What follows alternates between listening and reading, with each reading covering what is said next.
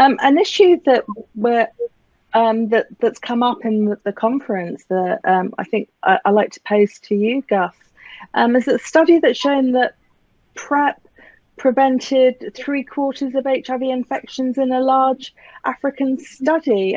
Were you surprised that the impact was so great? In fact, there's been 2 studies which show a really sort of disproportionately large effect of PrEP in women in Africa. The other was the ECHO study. I just wrote it up yesterday, which was specific to South Africa because they only looked at the South African sites. I think one thing I want to say is about the injectables. We were talking about the injectables as treatment. Of course, one of the things that came out at the conference was very positive results that we've already knew about from March of injectables as PrEP. But, you know, in terms of licensing, that's probably a year behind the treatments, I would say.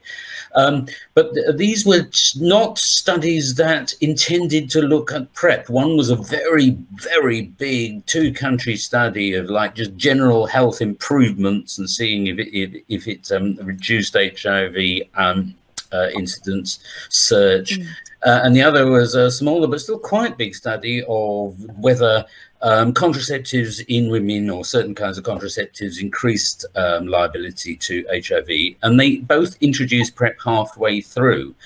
And they found extraordinary drops. In one case, 74% drop in HIV incidence in the women who were given PrEP. In the other, a 50% drop across the whole study, regardless of whether women took PrEP or not. So I should say in search, that was women and men. But it was women that saw the big drop.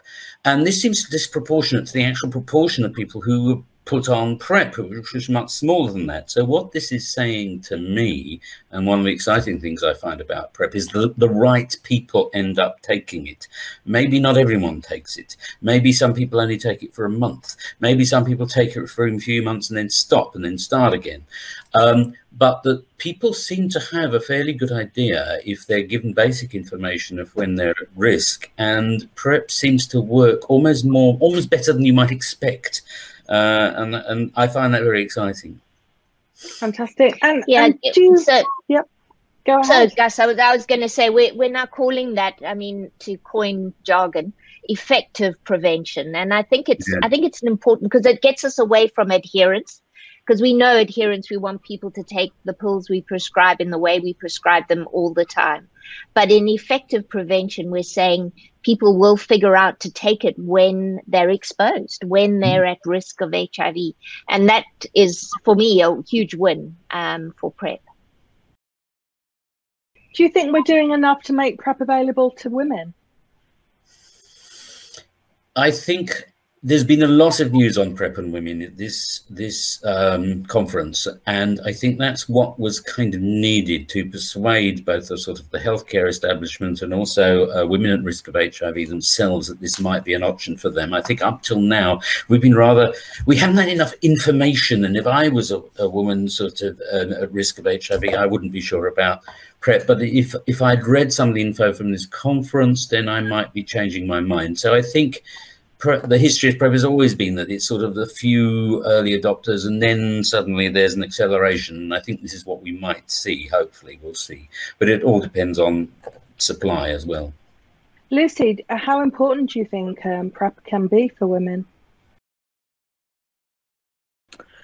I think it's an important part of prevention, because when you think of prevention, I always ask people, are you sure that prevention is all about condoms? And condoms is in terms of male condoms, not even female condoms being readily available. So I'm happy to hear that more women are taking PrEP. I've not had much interest in this area. And I'm happy to hear that more women. I don't know about the availability.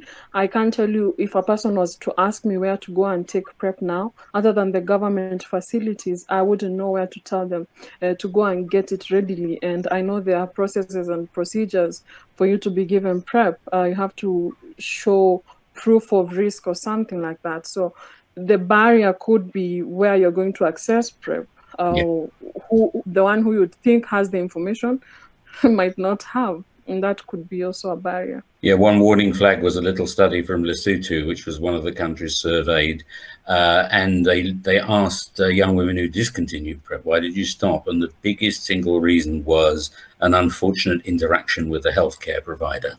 They knew it worked, they accepted that it worked, they weren't worried about it.